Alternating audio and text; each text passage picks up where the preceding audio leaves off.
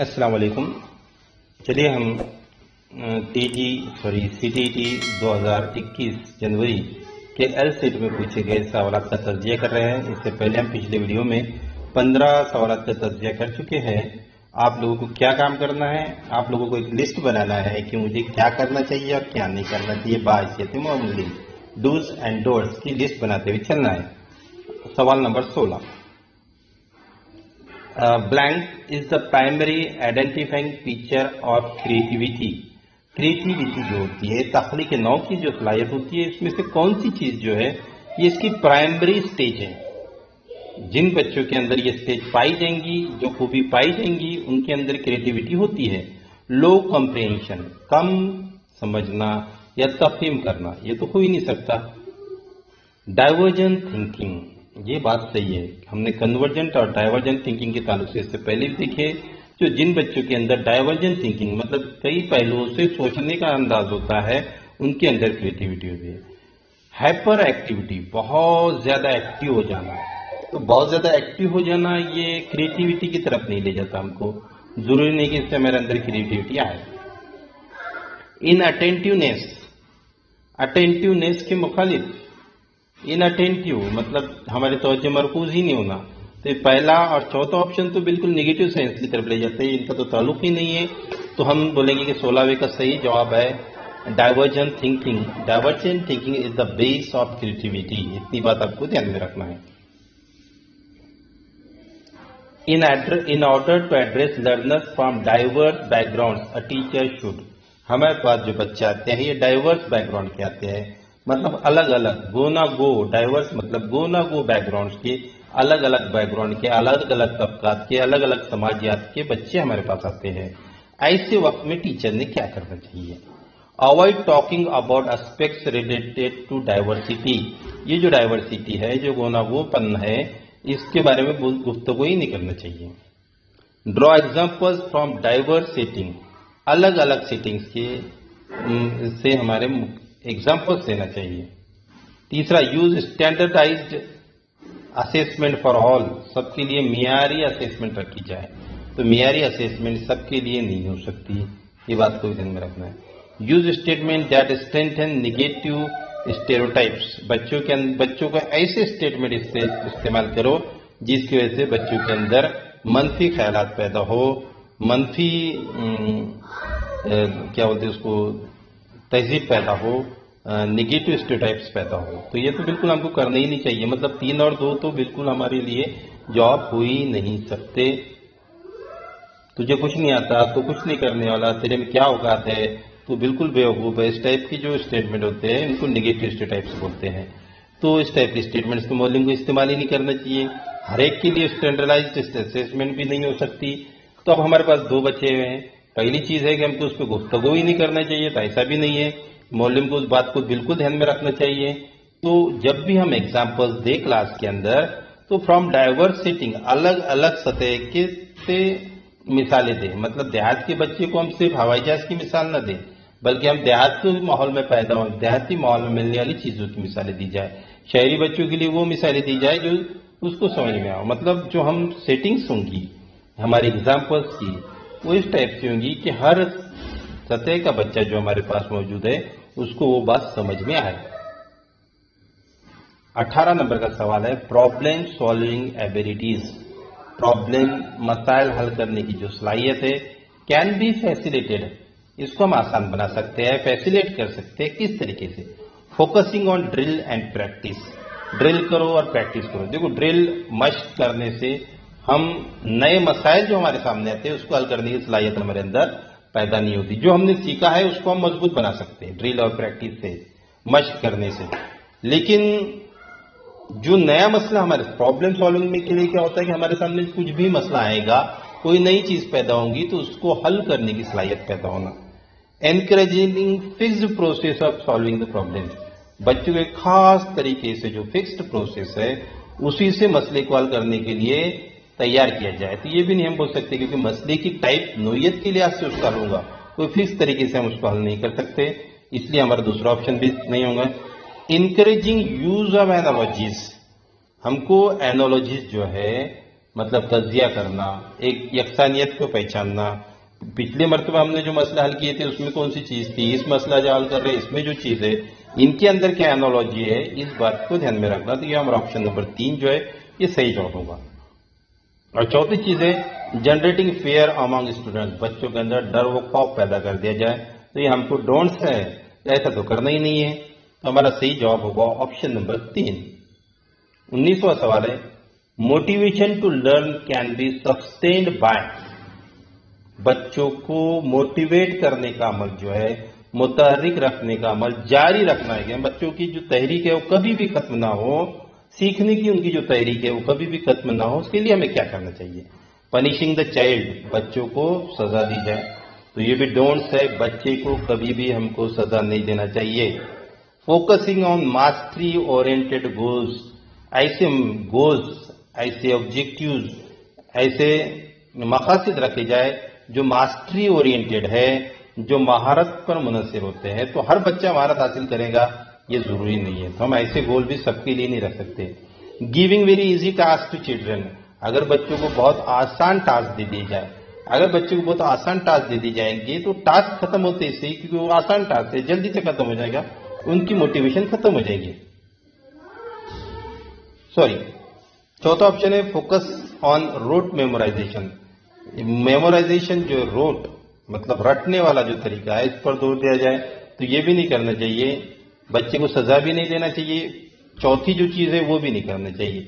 Easy task अगर हम बच्चे को देंगे तो उसकी जो मोटिवेशन है खत्म हो जाएगी। इसलिए हमको क्या करना पड़ेगा कि जिसकी वजह से बच्चों के अंदर महारत पैदा हो, यहाँ के हिसाब से ऐसे गोल रखे जाएंगे ताकि बच्चों की जो मोटिवेशन है ये कभी खत्म ना हो। शेम मतलब शर्मिंदगी, इसका कॉग्निशन से क्या असर है, हमारे अंडरस्टैंडिंग कॉग्निशन से क्या असर है। तो shame has no relation to cognition, shame का और कॉग्निशन का कोई ताल्लुक नहीं है, ये हम बोल ही नहीं सकते। क्योंकि जब भी बच्चे को किसी काम पर, किसी अमल की वजह से क्लास के अंदर शर्मिंदगी महसूस होती है तो उसका कॉग्निशन पे असर होता है। Can have negative impact on cognition, cognition पे उसका नेगेटिव इंपैक्ट होता है, ये बात बयान बिल्कुल सही है। Is very affective to motivate the children, बच्चों को शर्मिंदा अगर किया जाए तो ये बहुत अफेक्टिव तरीका है, कारगर तरीका है, बिल्कुल गलत तरीका है। किसी भी बच्चे को अगर हम शर्मिंदा करते हैं तो वो तो सीखेगा ही नहीं। चौथी चीज should be generated frequently in teaching learning process, दर्स व तदरीस के अमल में हमको बार बार बच्चों को शेम दिलाना चाहिए, शर्मिंदगी दिलाना चाहिए, ये भी अमल नहीं करना चाहिए। इसलिए हम कह सकते हैं कि ऑप्शन नंबर 2 जो है कि शेम का जो है can have negative impact on cognition, cognition पे इसका निगेटिव इंपैक्ट होता है। 21वां सवाल है which of the following is most effective mode of teaching learning, most effective mode of teaching learning. Number 1 rote memorisation of content, content को रट लेना, ये तो बिल्कुल इफेक्टिव नहीं है, रटने रटाने वाला तरीका खत्म हो चुका है, ये निगेटिव बात है, ऐसा हमें कभी नहीं करना चाहिए। Exploration of relation between concept, जो तस्वुरात हमने सीखे हैं, जो तस्वुरात हमको मालूम है या जो तस्वुरात हमारे सामने आ रहे हैं उनके दरमियान ताल्लुक जोड़ना, इसकी जुस्तजू करना, एक्सप्लोर करना, इसके लिए तहकीक करना, जुस्तजू करना, ये बयान बिल्कुल सही है। तो ये effective mode of teaching learning है। ऑब्जर्वेशन विदाउट एनालिसिस, ऑब्जर्वेशन करो लेकिन तज्जिया मत करो, तो ये बात भी गलत है। जहाँ ऑब्जर्वेशन होगा वहाँ तज्जिया करेंगे, तज्जिया करने के बाद में जो नुकात हमारे सामने आ रहे हैं उसके भरोसे पे हम उसकी बिना पर हम कोई नतीजा करेंगे। तो ऑब्जर्वेशन नतीजे के लिए किया जाता है। ये ऐसा कह रहा है कि एनालिसिस मत करो, एनालिसिस नहीं होगा तो नतीजा नहीं होगा, इसलिए हम ये काम नहीं कर सकते। इमिटेशन एंड रिपीटेशन, उसको इमिटेट करना, नकल करना, तकलीद करना और उसको दोहराना, मश्क करना, ये इफेक्टिव, ये भी मोड है, इमिटेशन एंड रिपीटेशन मोड है, लेकिन सबसे इफेक्टिव नहीं है। यहाँ पे सबसे इफेक्टिव ये है कि बच्चा खुद से ऐसी जुस्तजू करे कि जो कंसेप्ट, जो तस्वुरात उसको मालूम है उनके दरमियान में ताल्लुक जोड़े। तो ऑप्शन नंबर 2 जो है ये सही है। 22वां teacher should analyse the various errors made by students on a given task, teacher ने जो टास्क बच्चों को दिया था उसके दौरान बच्चों ने जो एरर्स की, गलतियां की, उसका तज्जिया करना चाहिए। क्योंकि क्यों करना चाहिए? पहला option, she can decide the degree of punishment accordingly. वो डिसाइड कर सकती है कि किस बच्ची को कितनी सजा देना है। सजा देने का अमल डोंट्स कभी नहीं देना है, इसलिए ये ऑप्शन हमारा जवाब हो ही नहीं सकता। Understanding of errors are meaningful in the teaching learning process. Teaching learning process में बच्चों की गलतियों को समझना ये एक बामानी अमल है, ये सही बात है। मतलब ऑप्शन 2 सही हो सकता है। आगे हम देखते हैं, she can segregate those who made more errors in comparison to other. बच्चों के अंदर जमात बंदी कर सकती है, तो हमको दर्जाबंदी जमात बंदी नहीं करना है। ये भी डोंट्स में जाएगा। Learning is solely based on correction of errors. जब बच्चों के एरर्स करेक्ट होंगे तभी वो सीख सकते हैं, इसलिए ये भी बयान सही नहीं है। इसलिए हमारा सही जवाब होगा option number 2। 23, it is difficult for children to learn. बच्चों के लिए सीखना मुश्किल हो जाता है जब, कब? Information is presented in disconnected chunks. बच्चों को टूटी हालत में अलग अलग टुकड़ों में इंफॉर्मेशन देना। अगर हम ऐसी इंफॉर्मेशन देंगे तो बच्चों का वक्त उनको जोड़ने में और उनको समझने में भी चल जाएगा और उनको लर्निंग मुश्किल हो जाएगी। तो ये बात ऑप्शन हमारा सही हो सकता है। उसमें सवाल ही ये पूछा कि कब मुश्किल होगी? They are instinctively motivated. उनको बहुत ज्यादा मोटिवेट किया जाए, अगरचे उनको बहुत ज्यादा मोटिवेट किया जाएगा तो वो तो जल्दी सीखेंगे, इसलिए ये जॉब नहीं हो सकता। Learning is socially contextualised. बच्चों को समाज से जोड़ के तदरीस की जाए, ये भी एक बेहतरीन तरीका है समाज से जोड़कर तदरीस करने का। तो इस तरीके से अगर हम करेंगे तो बच्चों को सीखने में आसानी होगी, तो हमको ये भी नहीं चलता। तीसरा, content is represented through multiple ways. अलग अलग तरीकों से कंटेंट मवाद जो है तलबा के सामने पेश किया जाए। अगर अलग अलग तरीकों से मवाद पेश किया जाएगा तो बच्चा आसानी से सीखेगा। इसको मतलब second, third and fourth option हमको ये बताते हैं कि बच्चा आसानी से कैसे सीखेगा। अब पहला ऑप्शन ये बताता है कि बच्चे को कब सीखने में मुश्किल पैदा होगी, इसलिए ऑप्शन नंबर 1 जो है ये सही जवाब। बेस्ट स्टेट ऑफ लर्निंग, सीखने की सबसे बेहतरीन हालत कौन सी है? High arousal, high fear. बहुत ज्यादा बेचैन होकर बहुत ज्यादा डर महसूस करना। लो अराउजल, हाई फियर। बच्चों को बहुत ज्यादा तरकीब देना। लो अराउजल, कम तरकीब देना और ज्यादा डर पैदा करना। मॉडरेट अराउजल, मॉडरेट मतलब मियानिया, दरमियानी टाइप का जो अराउजल है। नो फियर, डर नहीं महसूस होना चाहिए। और नो अराउजल, नो फियर।